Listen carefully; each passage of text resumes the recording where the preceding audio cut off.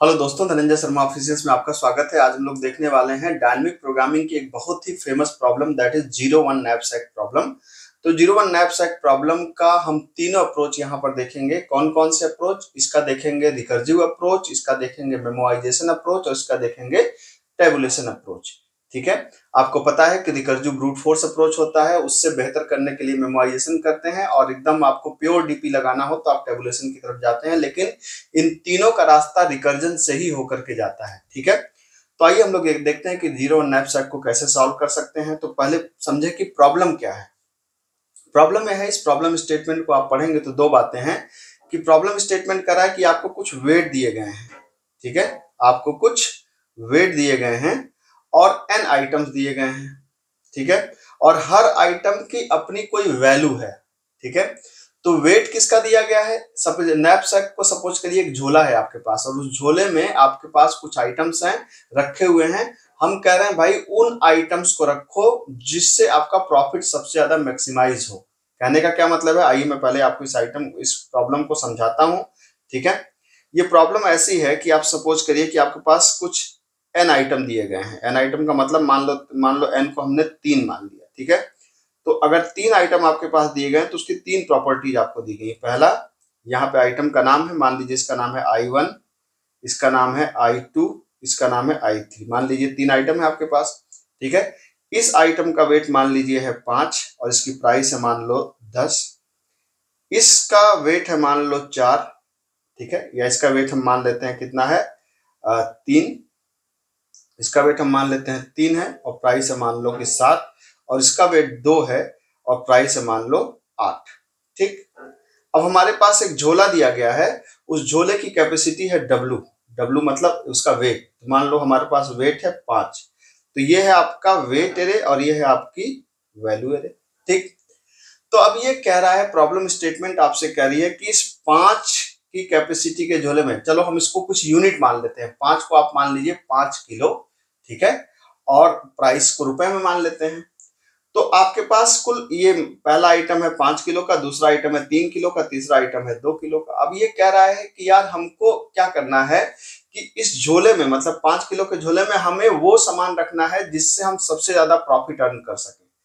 तो आप सोचिए कि क्या क्या कैंडिडेट है हमारे पास। पहला कैंडिडेट है कि हम 5 किलो का एक सामान रख लें। जब 5 किलो का एक सामान रखेंगे तो कितना प्रॉफिट मिलेगा? अगर 5 किलो का आप एक ही सामान रखते हैं तो प्रॉफिट कितना मिलेगा? 10 रुपए।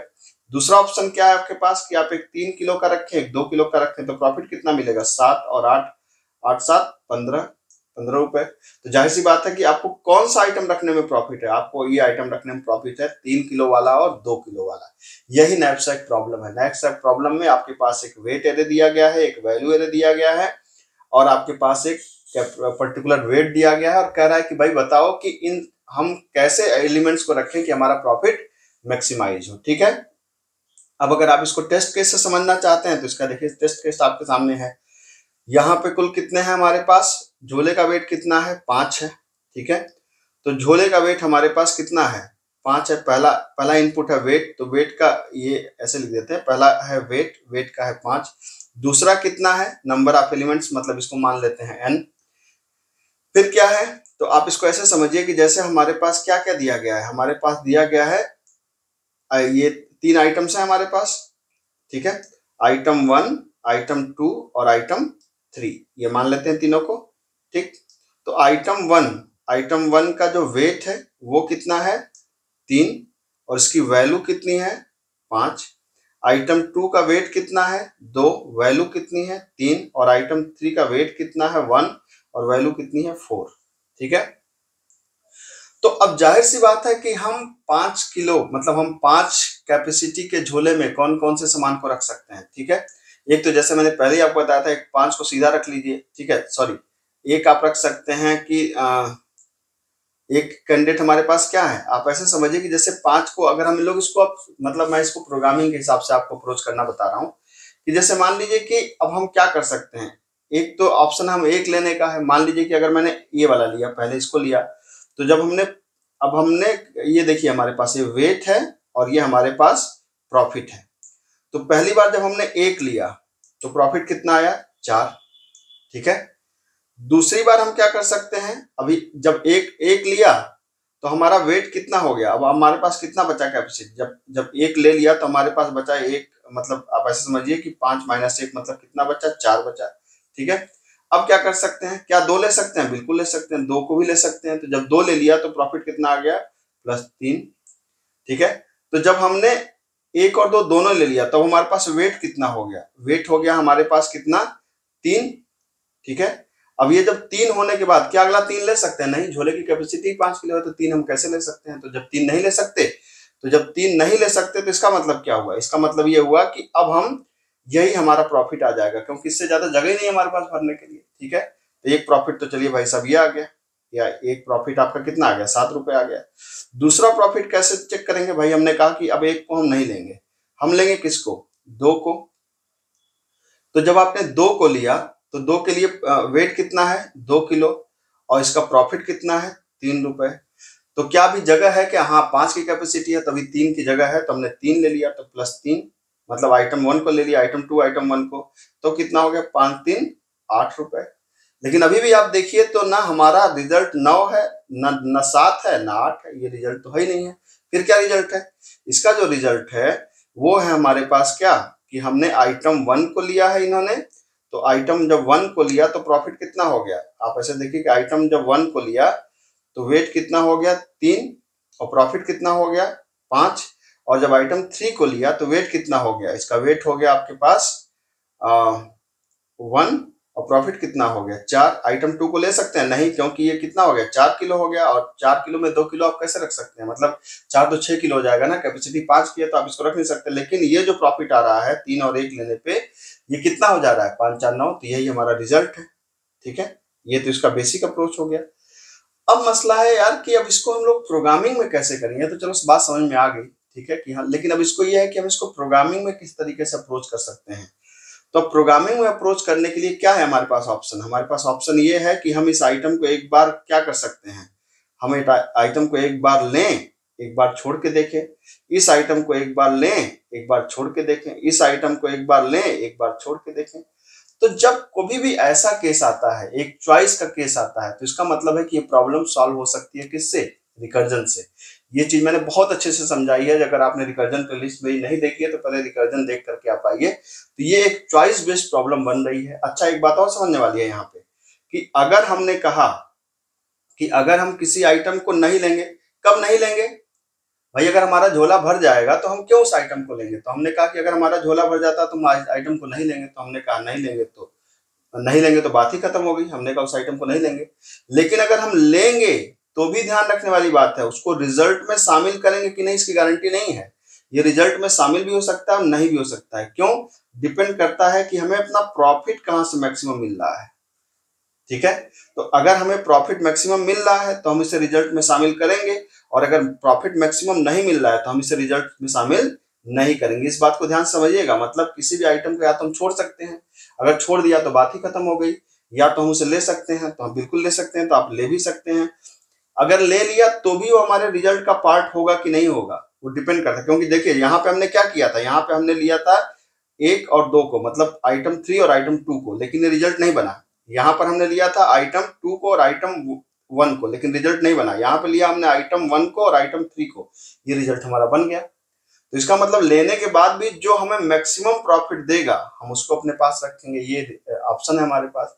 तो ये तो इसकी बेसिक थियरी है जो आपको नैपसैक में प्रॉब्लम को समझ में आना चाहिए। तो क्या क्लियर कर समझ में आया, एक बात समझ में आई कि ये चॉइस बेस्ड ऑपरेशन यहाँ पे हम परफॉर्म करने जा रहे हैं। कैसे ऑपरेशन परफॉर्म करने जा रहे हैं, हर आइटम के लिए हमारे पास चॉइस है कि या तो हम लें या तो हम छोड़ें, या तो हम लें या तो हम छोड़ें। और जब भी कोई ऑपरेशन चॉइस बेस्ड होता है तो हम वहां पे क्या अप्रोच करते हैं, वहां पे रिकर्जन का अप्रोच करते हैं। ठीक है, कि रिकर्जन का अब लेने में भी और छोड़ने में भी डिपेंड करता है कि प्रॉफिट जहां से मैक्सिमम आ रहा है वही हमारे रिजल्ट का पार्ट बनेगा। तो अब इसको सॉल्व कैसे करेंगे, तो सबसे पहले कि हम इसके रिकर्जिव सोल्यूशन को लिखना चाह रहे हैं। ठीक है, तो आपको पता है कि जब भी हम किसी प्रॉब्लम के रिकर्जिव सोल्यूशन को लिखते हैं, तो अगर हम रिकर्जिव सोल्यूशन को लिखने जा रहे हैं तो सबसे पहले हम क्या एक किसी भी रिकर्जिव फंक्शन को अगर आप लिखते हैं तो 2 बातें होती हैं उसके अंदर। पहला होता है उसके अंदर बेस कंडीशन। क्या होता है, बेस कंडीशन। ठीक है, और दूसरा उसके अंदर क्या होगा, दूसरा उसके अंदर होगा एक हो गया बेस कंडीशन और दूसरा हो गया चॉइस डायग्राम। ठीक है, अगर हम इस तरह की प्रॉब्लम को सॉल्व कर रहे हैं तो। ठीक है, ये याद रखिएगा, ये कम से कम इस तरह की प्रॉब्लम का बेस फार्मूला है। पहला होगा बेस कंडीशन, दूसरा होगा चॉइस डायग्राम। तो बेस कंडीशन का मतलब क्या होता है? बेस कंडीशन का मतलब होता है कि वो कंडीशन जहां पर जाकर के हम रुक जाएंगे। क्या करेंगे? जहां पे जाकर के हम रुक जाएंगे। तो आप खुद से सोच के बताइए कि हम कहां पे रुके जाकर के। ठीक है, तो दो बातें निकल के आती हैं। जैसे आप ऐसे समझिए, नैपसैक को मैं ऐसे समझाता हूँ कि जैसे एक दुकान है, दुकान में आप चोरी करने जा रहे हैं। ठीक है, तो दुकान में जब आप चोरी करने जा रहे हैं तो दुकान में अगर आइटम्स ही नहीं है, आइटम जीरो है, तो क्या प्रॉफिट होगा आपको? जीरो ही प्रॉफिट तो होगा। और मान लीजिए कि दुकान में आइटम है, तो अगर आपका झोला भर गया, तो जब झोला भर गया, आपका झोले की कैपेसिटी जीरो है, तो रिजल्ट क्या आएगा? जीरो ही आएगा ना। तो ये बेस कंडीशन हमारी मिल गई। क्या बेस कंडीशन मिल गई? कि अगर नंबर ऑफ आइटम जीरो है तो रिजल्ट क्या होगा? जीरो। और अगर झोला हमारा भर गया, कैपेसिटी हो गई जीरो, तो रिजल्ट क्या आएगा? जीरो। ये दो बेस कंडीशन हमारे पास मिल गई। चॉइस डायग्राम क्या है? एक बार ले करके, एक बार छोड़ करके, एक बार ले करके, एक बार छोड़ करके। तो ये हमारे पास चॉइस डायग्राम है कि एक बार उसको लेना है, एक बार उसको छोड़ना है। ठीक है, अब ये हमारे प्रॉब्लम का एक बेसिक स्केलेटन तैयार हो गया। अब रही बात कि इस प्रॉब्लम को लिखा कैसे जाए, तो आइए हम लोग इसको लिख के भी देख लेते हैं। तो अगर इसके आप रिकर्सिव सॉल्यूशन को लिखने जा रहे हैं, तो पहले मैं पेपर पे करूंगा, फिर मैं इसको सिस्टम पे करूंगा। आप बिल्कुल परेशान मत होइए, हर चीज का प्रोग्राम भी करके हम लोग देखेंगे। ठीक है, सिर्फ मैं पेपर पे नहीं छोड़ दूंगा। तो कैसे लिखेंगे? तो आपने कहा कि यार अगर हमको इसको ऐसे करना है, तो हमने कहा डेफ, और फंक्शन का नाम मान लीजिए हमने दे दिया नैपसैक। ठीक है, ये क्या क्या आर्गुमेंट लेगा? एक आर्गुमेंट लेगा weight array, value array, capacity और एन। ठीक है, तो आपको पता है कि वेट एरे है, वैल्यू एरे है, और हमारा डब्ल्यू क्या है? कैपेसिटी है झोले की, और एन क्या है? Number of elements. तो हम अपनी बेस कंडीशन को लगा देते हैं। हमने कहा यार कि एन अगर जीरो हो जाए या डब्ल्यू अगर जीरो हो जाए, तो रिजल्ट क्या हो जाएगा? रिजल्ट हो जाएगा जीरो। पहली बेस कंडीशन। दूसरी कंडीशन में हम बात करते हैं छोड़ने की। आप सोचो कि किसको हम छोड़ेंगे, तो छोड़ने के लिए थोड़ा आपको समझना पड़ेगा। जैसे मान लो कि यहाँ पर होता, आपके झोले की कैपेसिटी है 5 किलो, वापस यहाँ पे आते हैं। हमारे पास अगर स्ट्रेट छोड़ने की बात करें, तो क्या कर सकते हैं? हमारे पास एक आइटम 4 हो जाए, और हमने कहा इसकी कैपेसिटी है 6 किलो, प्राइस चाहे जो हो इसकी। ठीक है, लेकिन अगर हम 5 किलो के झोले में 6 किलो का सामान तो रख नहीं सकते। तो जब 5 किलो के झोले में 6 किलो का सामान नहीं रख सकते, तो हम इसको क्या कर देंगे? इसको हम छोड़ देंगे, इस आइटम को छोड़ देंगे। वही कंडीशन मुझे यहाँ पर क्या करना पड़ेगा? लिखना पड़ेगा। कैसे लिखना पड़ेगा? कि यदि एन जीरो हो, डब्ल्यू जीरो हो, तो रिटर्न जीरो, नहीं तो एलिफ। यहाँ पे आप पाइथन लिख रहे हैं ना, तो हमने कहा कि एलिफ क्या करो? वेट एरे का n-1 अगर हमारी कैपेसिटी से बड़ा है, तो उसको छोड़ दो। उसको छोड़ दो मतलब उस n को घटा दो, उस आइटम को छोड़ दो।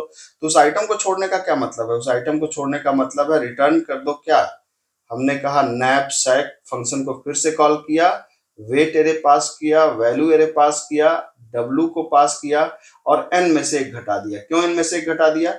एन में से एक इसलिए घटा दिया कि हमने कहा यार कि जो कैपेसिटी है, बस वो उस आइटम को छोड़ना है, तो एन को घटा देंगे तो ऑटोमेटिक आइटम छूट जाएगा। दूसरी बात है क्या? कि हमें एक बार लेना है और हमें एक बार छोड़ना है। किस भी आप पे? प्रॉफिट। तो लेने का क्या मतलब है? जब भी हम लेंगे तो इसका मतलब हम उसकी वैल्यू को भी लेंगे। तो हमने कहा कि वैल्यू ऑफ क्या?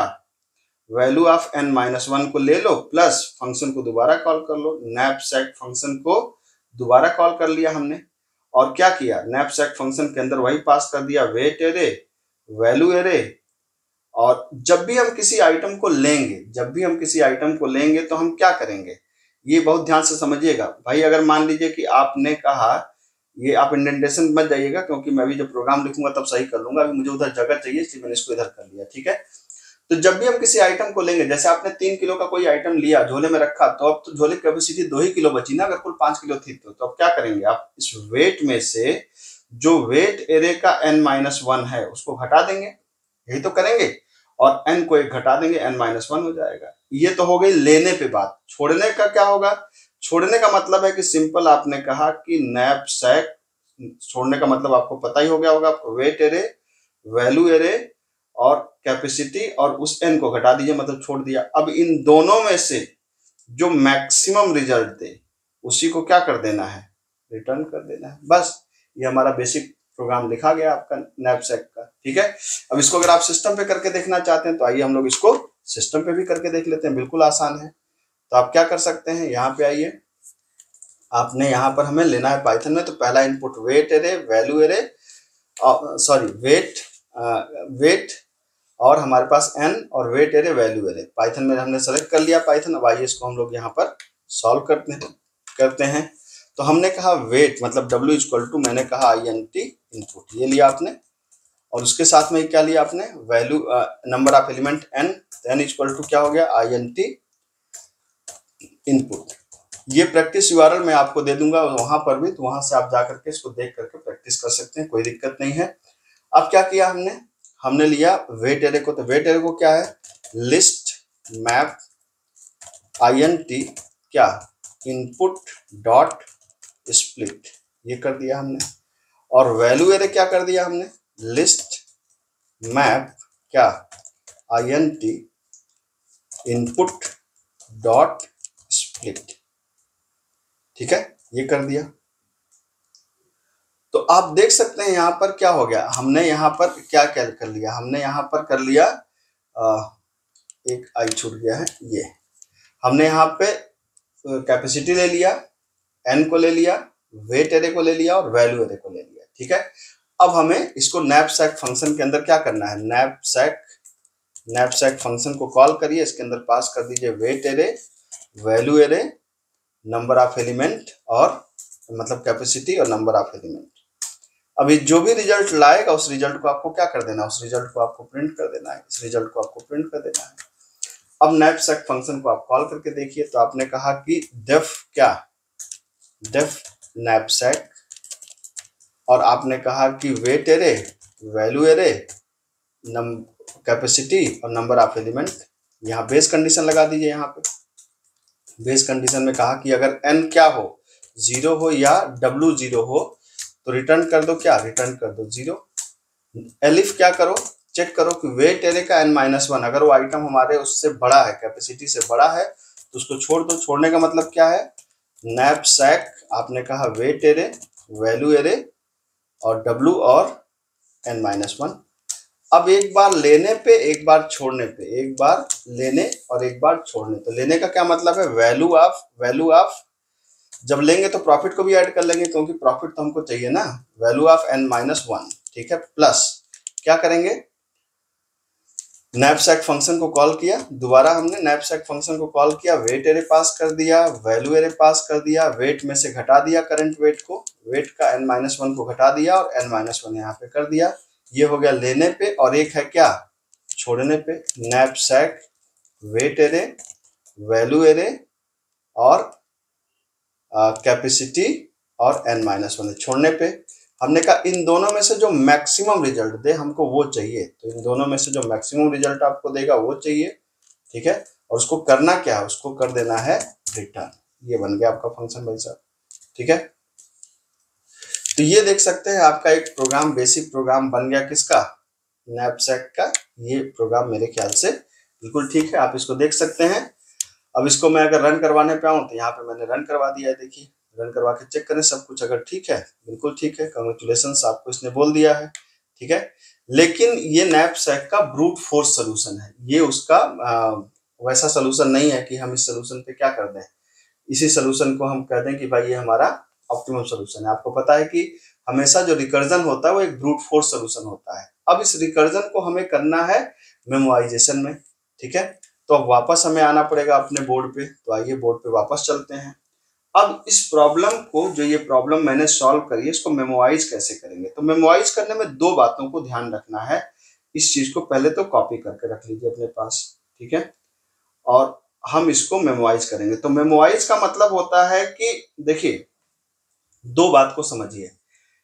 मेमोराइजेशन के लिए कोड जो लिखना है ना, ये मैं इसी में लिखूंगा, थोड़ा सा ऊपर करता हूँ, पहले मैं इसका नीचे वाला कोड लिखता हूँ। मेमोराइजेशन का मतलब होता है कि जब भी आप मेमोराइजेशन की बात करते हैं, इसका मतलब है कि जो रिकर्सिव कॉल है ना, मेमोराइजेशन, अब ये बेसिकली ओवरलैपिंग सबस्ट्रक्चर की प्रॉब्लम को हम लोग सॉल्व कर रहे हैं। तो ओवरलैपिंग सबस्ट्रक्चर आपको समझना, तो डायनामिक प्रोग्रामिंग की इंट्रोडक्शन में मैंने पहली वीडियो में बनाया है, वहां पे आप देख सकते हैं। तो अब इस प्रॉब्लम को मेमोराइजेशन से अगर हमें सॉल्व करना है तो हम क्या कर सकते हैं? अगर इस प्रॉब्लम को हमें मेमोराइजेशन से सॉल्व करना है तो मेमोराइजेशन का मतलब सिंपल होता है रिकर्जन प्लस स्टोरेज। जब रिकर्जन प्लस स्टोरेज कर देते हैं तो इसका मतलब वो प्रॉब्लम किसकी हो जाती है? किसकी? मेमोराइजेशन की। इसका मतलब क्या है कि जो जो प्रॉब्लम बार बार सॉल्व हो रही है, मेमोराइज उसको हम लोग क्या कर रहे हैं, कहीं पर स्टोर करके रख ले रहे हैं कि दोबारा उस प्रॉब्लम को सॉल्व करने के लिए हमारी रिकर्सिव कॉल ना चले। ठीक है, तो ये प्रॉब्लम, इस चीज को समझने के लिए आप डायनेमिक प्रोग्रामिंग के लेक्चर 1 को देख सकते हैं, तो आपको समझ में आ जाएगा कि ओवरलैपिंग सब स्ट्रक्चर क्या होता है। अगर आपको आइडिया नहीं है तो, अगर आइडिया है तो आप आगे बढ़िए मेरे साथ में। ठीक, तो रिकर्जन प्लस स्टोरेज का मतलब ये है कि पहले आप ऐसे देखिए, जैसे मैंने n को रीड किया था ना, तो जब n को रीड किया था तो क्या किया था, मैंने यहाँ भी रीड किया था तो एक लिया था हमने क्या, सबसे पहले w लिया था, w इक्वल टू किया था int इनपुट। ठीक है, इसका मतलब कि हमने अपने झोले की कैपेसिटी को इनपुट किया था, फिर n को इनपुट किया था, यहाँ पर भी किया था int इनपुट, ये किया था हमने। उसके बाद आपने क्या किया था, उसके बाद आपने एक वेट एरे को लिया था, वेट एरे को आपने कहा था कि लिस्ट मैप क्या, int इनपुट डॉट क्या, स्प्लिट। अगर मान लीजिए कि आपको इन चीजों में कंफ्यूजन है कि इनपुट डॉट स्प्लिट या मैप में कंफ्यूजन है, तो मैंने इसके लिए पाइथन में प्लेलिस्ट में वहां पर प्रॉपर इसको समझाया है, आप वहां से जाकर के देख सकते हैं। ठीक है, और वैल्यू इज इक्वल टू आप लिख सकते हैं क्या, list map int input dot split, ये कर दिया हमने। ठीक, ये हो गया। तो अब ये पूरा का पूरा हमने एक WN और वेट एरे, वैल्यू एरे, पूरा का पूरा हमने इसको ले लिया। अब जब नैपसैक को आप कॉल करेंगे, अब देखिए हमें इसको स्टोर करना है, रिजल्ट को स्टोर करना है, जिससे दोबारा जो कॉलिंग मतलब दोबारा कैलकुलेशन एक ही प्रॉब्लम को बार बार सॉल्व ना करे। तो अब इसको कैसे कर सकते हैं, एक हमें भाई स्टोरेज किस साइज का बनेगा, तो स्टोरेज किस साइज का बनेगा उसके लिए हम लोग ऑब्जर्व करते हैं कि कौन कौन से वेरिएबल चेंज हो रहे हैं फंक्शन के अंदर। तो जब आपने फंक्शन बनाया था तो आपने देखा था कि इसके अंदर W और N, देखे ना, यहाँ पे N बार बार चेंज हो रहा है, आपका N यहाँ पे बार बार चेंज हो रहा है और W यहाँ पे चेंज हो रहा था। ठीक है, तो जो चेंजेबल वेरिएबल रहते हैं उसी के बराबर की हमारे पास एक डबल डायमेंशन की क्या बनती है, मैट्रिक्स बनती है। तो डबल डायमेंशन की एक मैट्रिक्स हमको बनाएंगे और डबल डायमेंशन की मैट्रिक्स में क्या स्टोर करेंगे, एक ऐसी वैल्यू स्टोर करेंगे जो रिजल्ट का पार्ट ना हो। तो डबल डायमेंशन के मैट्रिक्स को बनाने के लिए अगर आप पाइथन पे जाते हैं तो उसका क्या तरीका होता है, उसका तरीका होता है क्या, आपने एक डीपी नाम की मैट्रिक्स मान लीजिए बनाई और आपने कहा कि -1 फॉर j इन रेंज क्या, W+1, और आपने कहा फॉर i इन रेंज क्या, आपने कहा कि i+1 नहीं सॉरी n+1। ठीक है, अब ये क्या कर रहा है, ये बेसिकली एक मैट्रिक्स बना रहा है। इस मैट्रिक्स को आप ऐसे समझ सकते हैं कि अगर आप सी पढ़ के आए तो आप इसको समझिए कि ये कुछ ऐसा है कि int डीपी नाम की मैट्रिक्स बन गई n+1 और W+1 साइज की। +1 क्यों बनाते हैं ये भी मैंने डायनेमिक प्रोग्रामिंग के लेक्चर में बता रखा है, आप वहां से देख सकते हैं। ठीक है, तो ये भी आप यहाँ पर एक मैट्रिक्स बन गई जिसकी शुरुआती वैल्यू, जिसकी सारी वैल्यूज में क्या इनिशियलाइज हो गया, -1 इनिशियलाइज हो गया। अब जब हम अपने रिकर्सिव कॉल को करेंगे तो हम क्या करेंगे, जो नैपसैक फंक्शन हमने कॉल किया था, तो नैपसैक फंक्शन के अंदर हम क्या करेंगे, नैपसैक फंक्शन के अंदर वेट एरे पास किया था आपने, वैल्यू एरे पास किया था आपने यहाँ पर पास किया था कैपेसिटी, आपने पास किया था n को, और यहाँ पर अब आप क्या पास कर देंगे, एक डीपी एरे भी पास कर देंगे और जो रिजल्ट आएगा उस रिजल्ट को आप क्या करेंगे, प्रिंट कराएंगे। ठीक, तो ये हो गया आपका क्या, ये आपका मेमोराइज के लिए आपको क्या पास करना पड़ता है, एक डीपी एरे यहाँ पे पास करना पड़ता है और डीपी एरे की शुरुआती वैल्यू मतलब उसके ब्लॉक में क्या भर देंगे, -1 भर देंगे, आपको पता होना चाहिए। अब क्या किया, इतना करने के बाद अब आप पहुंचिए रिकर्जन वाले पे, कोड पे। ठीक है, तो जाहिर सी बात है एक जो चीज यहाँ पे बढ़ गई, क्या बढ़ गई कि आपने डीपी एरे को पास कर दिया। ठीक है, यहाँ पे आपने डीपी एरे को पास कर दिया। दूसरी बात यहाँ पर यह बढ़ गई कि हमने कहा कि यार ठीक है, अगर n0 W0 रिटर्न कर दो 0। ठीक है, यहाँ पर एक चीज और हमारी बढ़ जाएगी, बहुत इंपॉर्टेंट बात है जो इसको मेमोराइजेशन के लिए जरूरी होती है, और वो क्या बढ़ जाएगी, वो ये बढ़ जाएगी कि हम यहाँ पे कहेंगे कि यदि, हमने इसको ब्लैक कलर से लिख दे रहा हूं कि यदि एल्स इफ, या एलिफ कर सकते हैं आप यहाँ पर, एलिफ हमने कहा कि अगर DP of n cross W अगर इस नॉट इक्वल टू -1, भाई हमने बाय डिफॉल्ट वैल्यू क्या रखी थी, -1 रखी थी। -1 का मतलब वो कैलकुलेट नहीं हुआ है। तो कैलकुलेट नहीं हुआ है तो मतलब अगर वो -1 अभी भी है तो क्या करो, उस रिजल्ट को वापस दे दो, हमको रिटर्न कर दो, किसको, DP of N cross W को वापस दे दो। इसको हमने वापस मांग दिया। अदरवाइज क्या करो, अदरवाइज देखिए बिल्कुल थोड़ी थोड़ी चेंजेस होंगे इसमें। जैसे एकदम हल्का सा चेंज यहाँ पर होगा। क्या चेंज होगा, अब हम इसको सीधा यहाँ पर रिटर्न नहीं करवाएंगे, ठीक है, इसको सीधा हम यहाँ पे रिटर्न नहीं करवाएंगे, बल्कि हम कहेंगे ऐसा करो कि DP of N cross W के अंदर आप इसको कर दो और फिर यहां रिटर्न करो किसको, DP of N cross W को, ठीक है। और यहां भी कहेंगे कि अगर कैलकुलेट नहीं हुआ है तो आप DP of N cross W के अंदर आप इसको कैलकुलेट करके रखो और फिर रिटर्न करो किसको, DP of N cross W को। इंडेंटेशन पे परेशान मत होइएगा, क्योंकि मैं भी लिख रहा हूँ पेपर पे, इसलिए ऐसा हो जा रहा है, ठीक है। तो अब आप यहाँ पे देख सकते हैं पूरा का पूरा कोड आपके सामने है। यहाँ पे मेमोराइजेशन में क्या बदल गया, एक तो ये लाइन बदल गई, ऊपर से हमने यहाँ पर हर बार अगर कैलकुलेट नहीं है तो कैलकुलेट करने को बोला और फिर इसको रिटर्न किया। एक बात और बदलेगी, क्या बदलेगी, अब सारे कॉल में, जैसे हर कॉल में डीपी को पास कर देंगे आप, ठीक है। तो जितनी भी कॉलिंग होगी, जैसे यहाँ पर भी जो कॉल था इसमें डीपी को आप पास कर देंगे, ठीक है।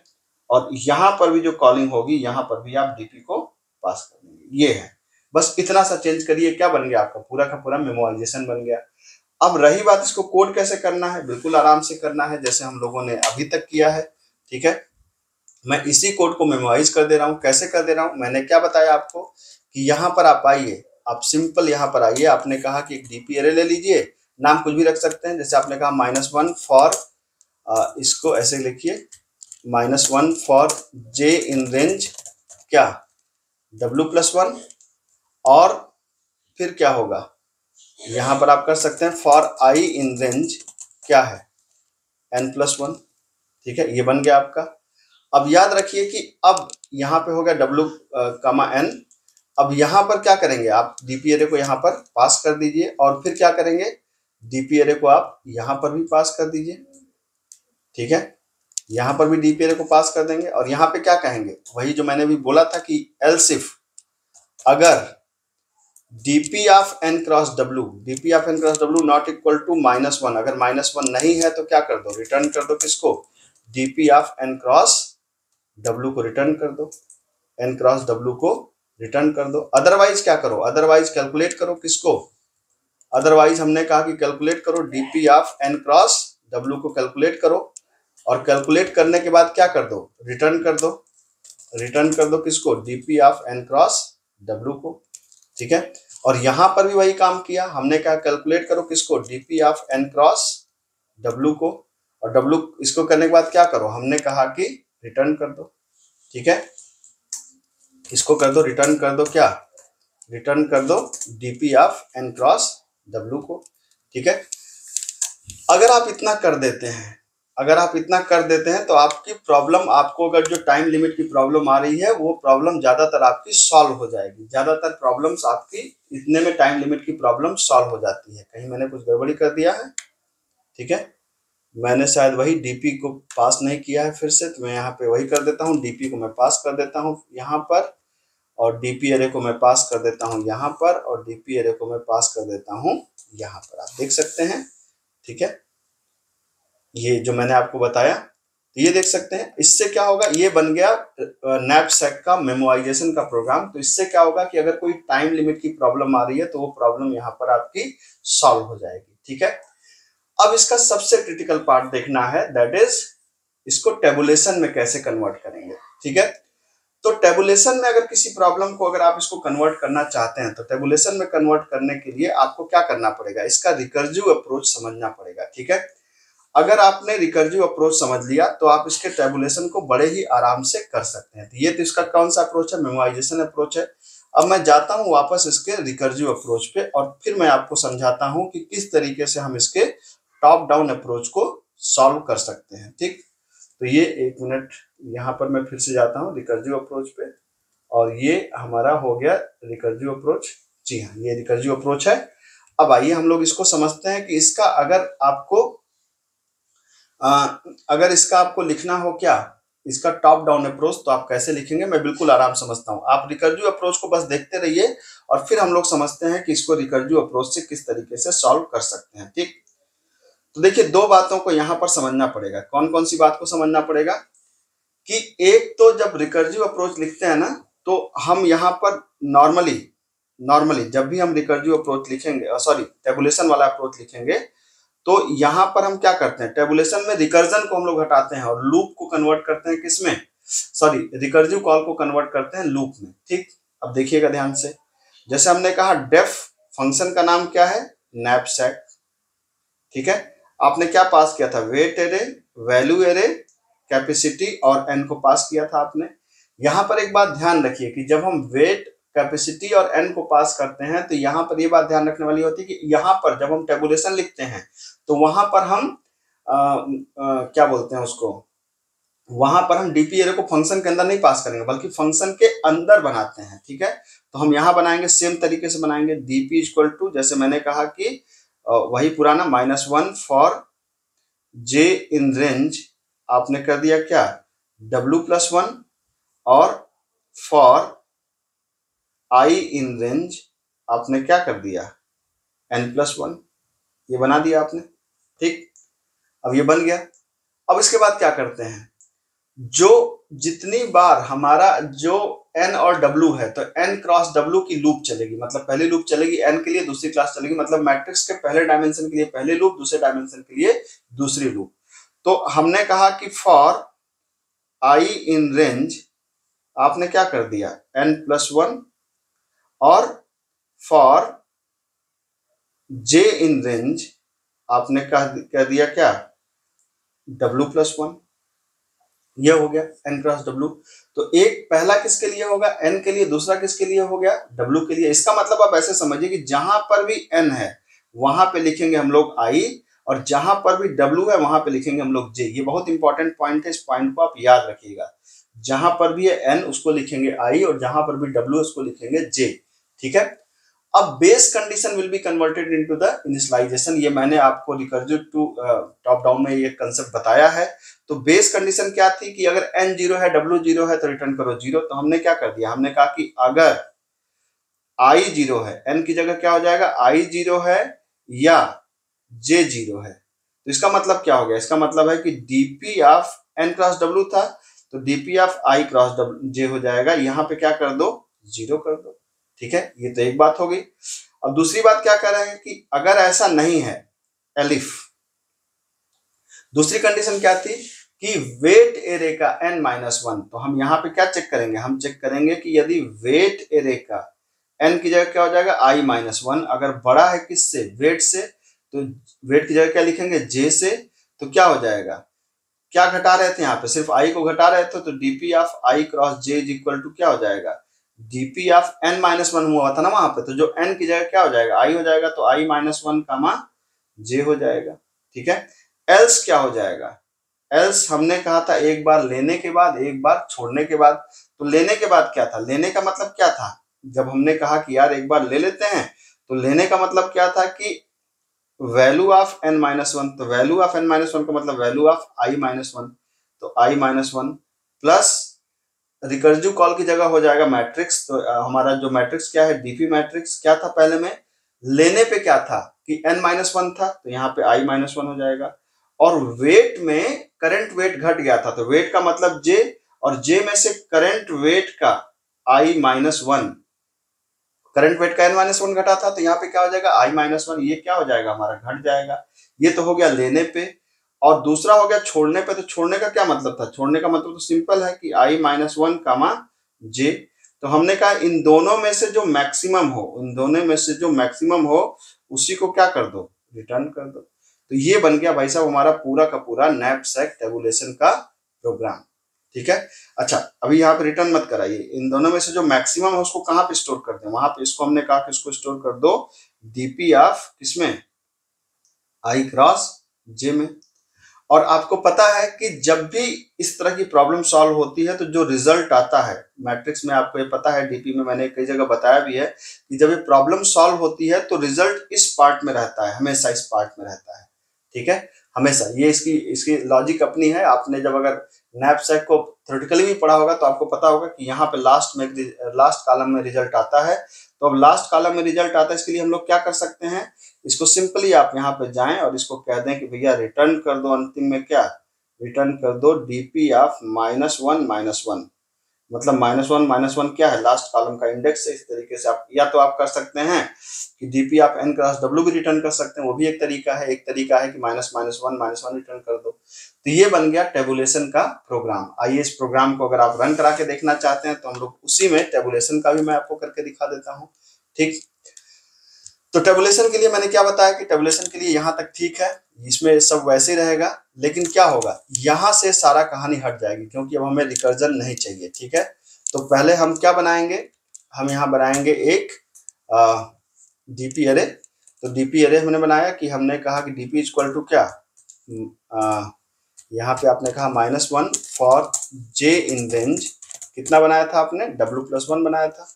ठीक, और फॉर आई इन रेंज क्या किया था हमने, n+1 किया था। अब ये जो डीपी अरे तो आपके पास बन गया, कोई बात नहीं।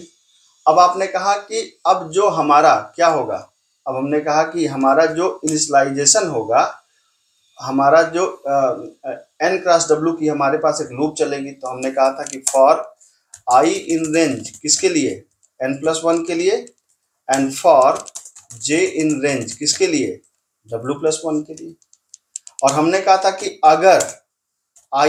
अगर हमारी जो i की वैल्यू है अगर वो बराबर है 0 या j की वैल्यू 0 है, ये n क्रॉस w की बात कर रहे हैं कि अगर n 0 हो या w 0 हो, तो वही कह रहे हैं कि अगर i 0 हो j 0 हो तो dp of i cross j पे क्या स्टोर हो जाए, dp of i cross j पे 0 स्टोर हो जाए। नहीं तो एलिफ आपने कहा कि अगर वेट एरे का i-1 मतलब n-1 था तो i-1 हो जाएगा, बड़ा है किससे, वेट से, मतलब करंट वेट से, का मतलब इसका वेट ऑफ हो गया j से। तो हमने कहा dp ऑफ क्या हो जाए, dp of i cross j is equal to, हमने कहा कि dp of i-1 cross j, i-1 cross j। Else क्या हो जाए, एल्स में आपने कहा कि dp ऑफ, एक बार आपने कहा कि लेने पे एक बार छोड़ने पे, तो जब लेंगे तब क्या लेंगे, वैल्यू ऑफ i-1 प्लस क्या, डीपी एरे का i-1 कामा, ये ध्यान से j माइनस वेट एरे का i-1, ये बहुत ध्यान से बनने वाली बात होती है, इसमें बहुत गलती होती है क्योंकि हम उसको घटा बिल्कुल रिकर्जन से मैच करेंगे तो बिल्कुल मैच कर जाएगा आपका। ठीक है, ये वेट एरे का i-1 कामा, एक बार हमने कहा लेने पे, तो लेने का क्या मतलब है, लेने का मतलब है कि आपने कहा एक बार लेके एक बार छोड़ के, तो छोड़ दीजिए, तो डीपी ऑफ क्या हो जाएगा, i-1 क्रॉस j।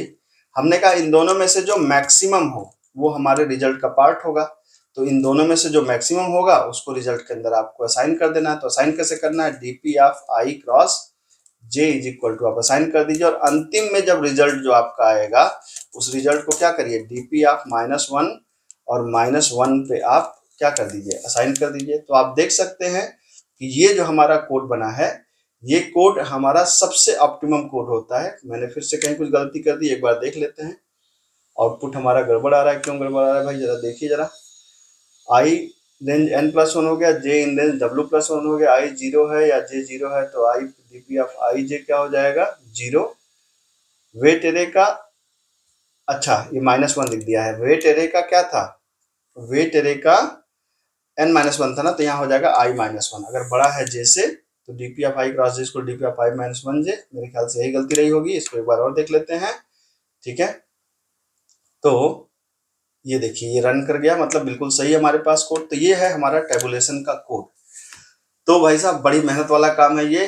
ठीक है, मैंने बड़ी मेहनत से आपको तीनों कोड एक साथ दिखाए, इसका रिकर्जन भी, इसका टेबुलेशन भी, इसका मेमोराइजेशन भी। पसंद आए तो मेरी वीडियो को मेरे चैनल को सब्सक्राइब करिए, वीडियो को लाइक करिए, और इस तरह के प्लेसमेंट ओरिएंटेड कंटेंट्स के लिए सब्सक्राइब करिए धनंजय शर्मा ऑफिशियल्स। कुछ अच्छा लगे तो कमेंट करिए। मिलते हैं, थैंक यू सो मच।